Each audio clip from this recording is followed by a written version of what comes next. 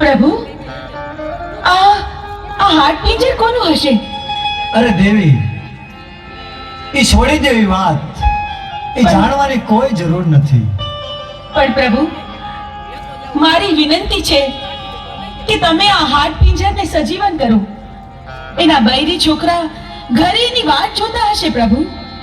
અરે દેવી, આવા હાટ પિંજર તો અનેક આવે. આવા સજીવન કરવા રહેશું તો કોઈ પાર નહીં આવે દેવી. પ્રભુ, તમારે મારી વિનંતી માન્ય રાખવી જ પડશે અને આને સજીવન કરવો જ પડશે.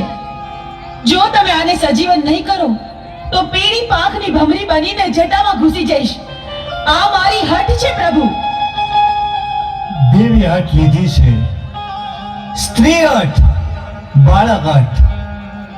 હઠ લે એટલે એને સજીવન કરવો પડશે. તો ભસ્મ કણકણ અમીના કૂપ લઈ સજીવન કરું.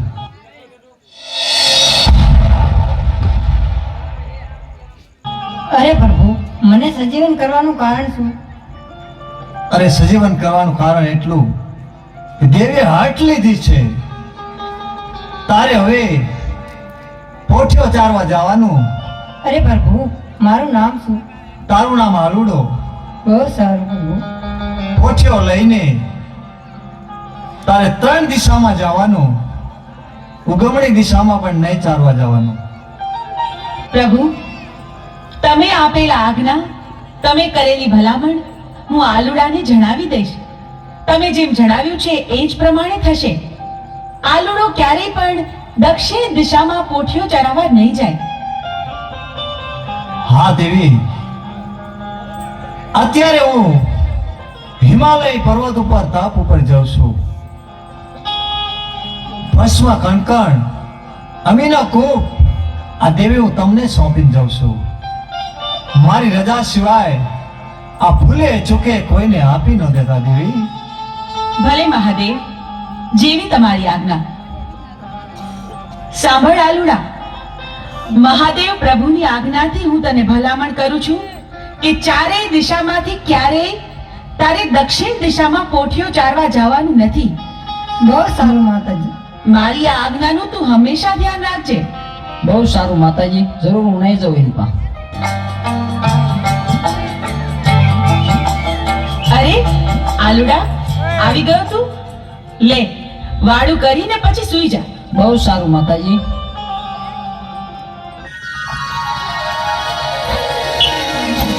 આલુડા, ઉઠ, આમ જો સવાર પડી ગઈ. તારે પોઠિયો ચડાવવા ન જાવું? બહુ સારું માતાજી, જાઉં છું.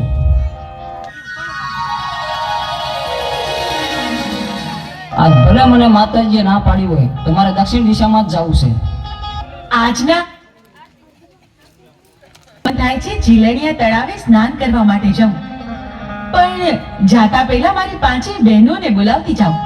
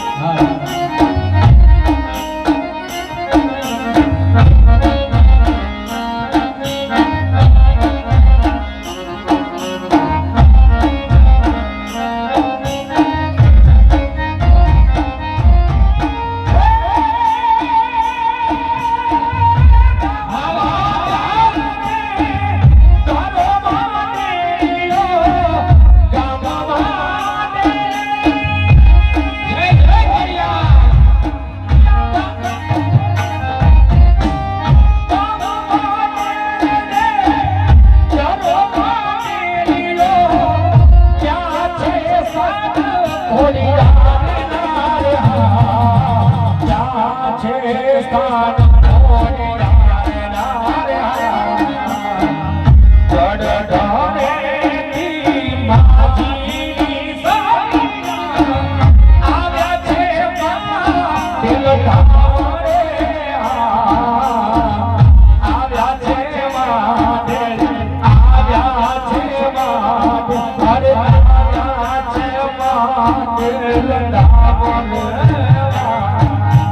જય જય ખોડિયાર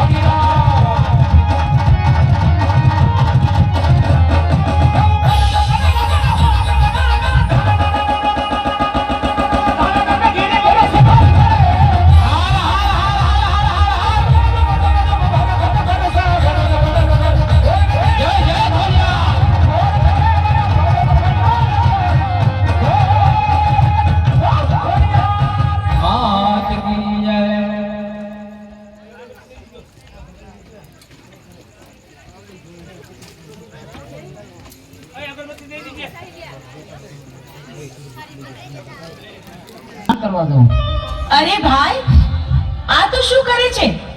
જરા જો તો ખરો, તું ક્યાં આવે છે? અહીંયા બેનો નાતી હોય ત્યાં તારે નો નવાય. અરે માતાજી, મારે તો નાવું છે. પણ આલુડા, અમે ડૂબકી દોડ રમી છે હો, તો તારે પણ અમારી હારે રમવું પડશે. ભલે માતાજી, હું પણ રમીશ.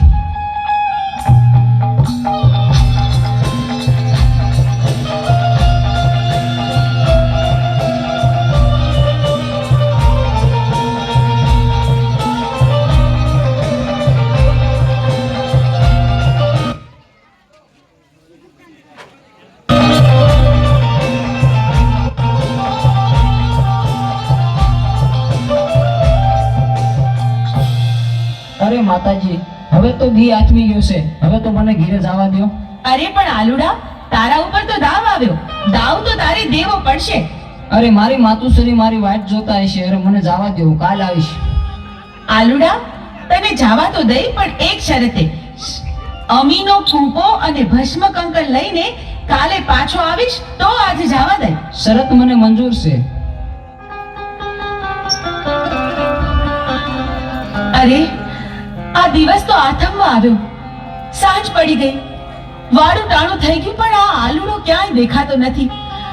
હજી કેમ નહીં આવ્યો હોય? મને તો ભારે ચિંતા થાય છે. અરે માતાજી, હું આવી ગયો. ક્યાં રહી ગયો તો? બહુ મોડું કર્યું આજે તો તે. ભલે, હવે તું ખાઈ પીને આરામ કર, સૂઈ જા. બહુ સારું.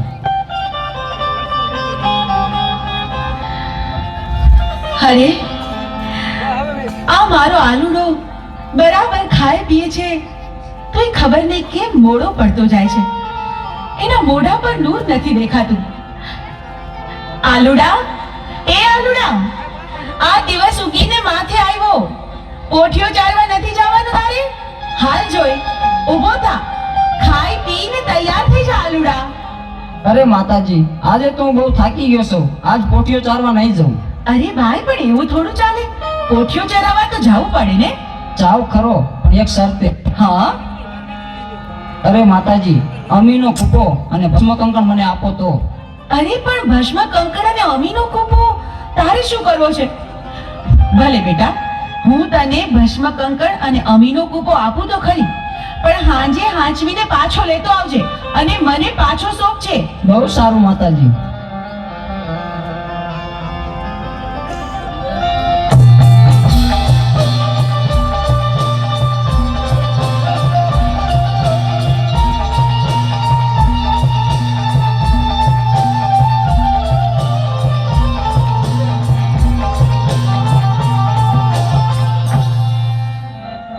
હા, દેવીને પાર્વતીને જે ખબર નથી કે હું કોણ છું. અમીનો કૂપો અને ભસ્મ કંકણ મારા માથે નાખી દો અને અમીનો કૂપો પી અને અમર્યાદ દૈત્યનો રાક્ષસ થઈ દઉં.